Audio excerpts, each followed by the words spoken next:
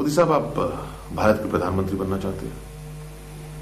पहली बात है, मैं जिंदगी में हमेशा एक बात कहता आया हूं जो मैंने अपने जीवन में पालन किया है, और कभी मुझे विद्यार्थियों से बात करनी होती है तो मेरा मत है कभी बनने के सपने देखने नहीं चाहिए।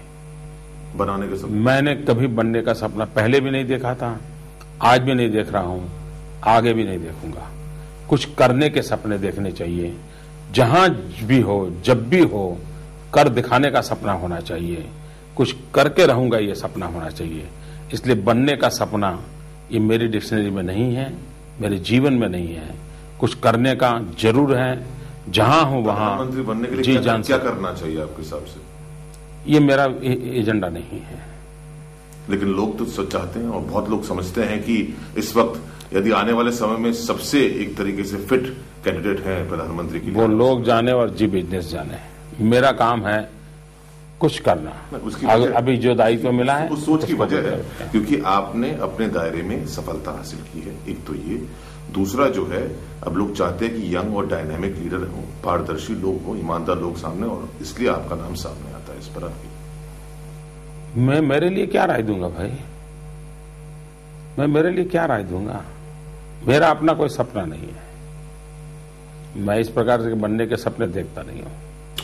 भारत का इस वक्त जो स्थान है विश्व व्यापार में, विश्व राजनीति में, बड़ा रोचक है।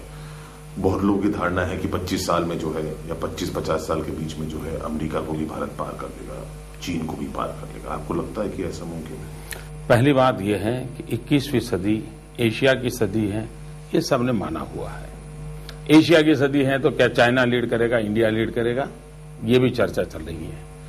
21वीं सदी कैसी हो, 25 साल के बाद के भारत कैसे हो, आज हम कहां हैं उस पर हमने फोकस करना चाहिए। और आज दुनिया के जितने भी बेंचमार्क हैं उसको छूने का हमारा प्लानिंग होना चाहिए। आगे कब बढ़ेंगे, कहां बढ़ेंगे, देखा जाएगा। और हमने गुजरात में ये कोशिश की है कि दुनिया में द वर्ल्ड क्लास जो भी बेंचमार्क है उसको छूने का प्रयास कैसे करना, हम उसमें लगे हुए। चलिए, देश का भला होगा, नरेंद्र मोदी साहब का भी साथ साथ भला होगा। नरेंद्र मोदी पर नरेंद्र मोदी दुनिया के सामने है तो आपके सामने एक बहुत बड़े मंत्री की छवि, लेकिन दरअसल अब है एक कवि। मानते हैं? ऐसा है कि मैं खुद को कवि तो मानता नहीं हूं, क्योंकि मैं सरस्वती का साधक हूं। मैं सरस्वती की उपासना करने वाला व्यक्ति हूं।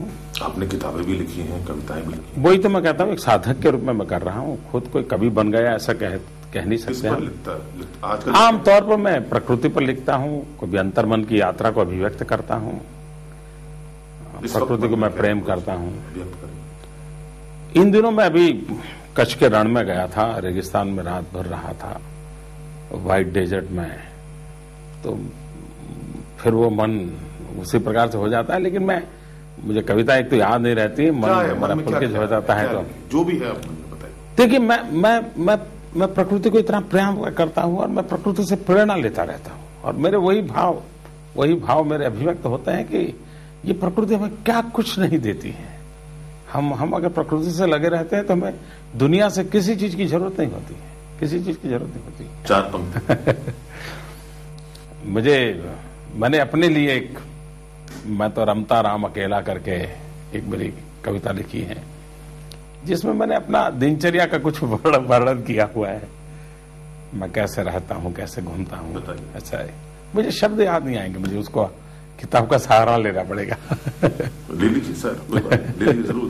क्योंकि मुझे कोई बात, मैं कविता पढ़ नहीं पाता हूं, मैंने कभी कविता पढ़ी भी नहीं, क्योंकि मेरे स्वांतः झुकाए हैं मेरे आनंद के लिए।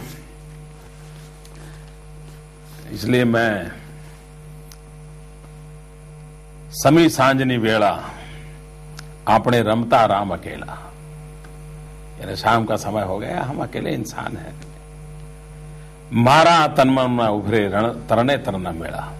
हमारे यहाँ तरने तर का एक मेला लगता है, एक युवा मन को आंदोलित करने वाला उस मेला का माना जाता है। मारा तनमन में उभरे तरने तरना मेला, कोई पासे नहीं लेवू देवू, किसी कुछ लेना देना नहीं, कदी होए नहीं मारू तेरा, न मेरा न तेरा, ये सब चीजों से हम परे हैं। आ दुनिया में जे कहीं छे ते मनगमतुं मझियारो। इस दुनिया में जो कुछ भी है हम सबका मिलकर के, हम सबका यानी सबकी मालिकी का है, ये किसी का अकेले का नहीं है। रस्तो मारो सीधो साधो, नहीं भय नहीं ठेलम ठेला।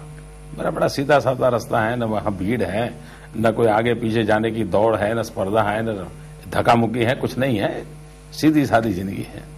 समी साँझनी वेड़ा अपने रमता राम अकेला। कोई पंथ नहीं, नहीं संप्रदाय, मानस है तो मानस। न कोई पंथ न कोई संप्रदाय, मानव ही तो मानव। मानव से बड़ा कोई धर्म नहीं होता है, ये मेरे भाव है। अजवाड़ा ने फर्क पड़े शो, उजास को फर्क क्या है? कोड़ियू होए के फानस। अगर उजाले के अंदर आप छोटा दिया जलाओ, बड़ा दिया, क्या फर्क पड़ता है? जड़ा जड़ा जुम्मरनी जेवा क्यारे नहीं लटकेला, समी साँझनी वेड़ा सा अपने रमता राम अकेला। खैर मेरी अपने भाव होते हैं। इसी से वो लगता है एक जो आप कहते हैं एक अकेलापन है, जिससे आपको एक शक्ति मिलती है, आपकी सोच एक मिलती है। लोग कहते हैं बड़े कड़क हैं, कहते हैं आप बहुत जल्द लोगों की छुट्टी कर देते हैं, लेकिन खुद छुट्टी नहीं लेते। 7 साल से आपने छुट्टी नहीं ली, सुना है? ये बात सही है कि मैंने इसको एक तपस्या के रूप में, एक साधना के रूप में इस काम को लिया है। जब से मुख्यमंत्री बना मैं 15 मिनट भी वैकेशन नहीं लिया है, और मेरा मन करता है मैं इसी काम में लगा रहूंगा। चलिए, हमने गुजरात का नहीं सवाल उठाया था, भारत का। भारत को इस वक्त किस चीज की जरूरत है? बहुत विवाद होते हैं, बहुत सवाल उठते हैं, कभी ना खत्म होगी शाम इन बहसों की। लेकिन कई मानते हैं कि भारत को जरूरत है नरेंद्र मोदी जैसों की। बहुत बहुत शुक्रिया। बहुत धन्यवाद भैया, बहुत धन्यवाद। नरेंद्र मोदी साहब गुजरात के सफल मुख्यमंत्री और शायद भारत के अगले प्रधानमंत्री।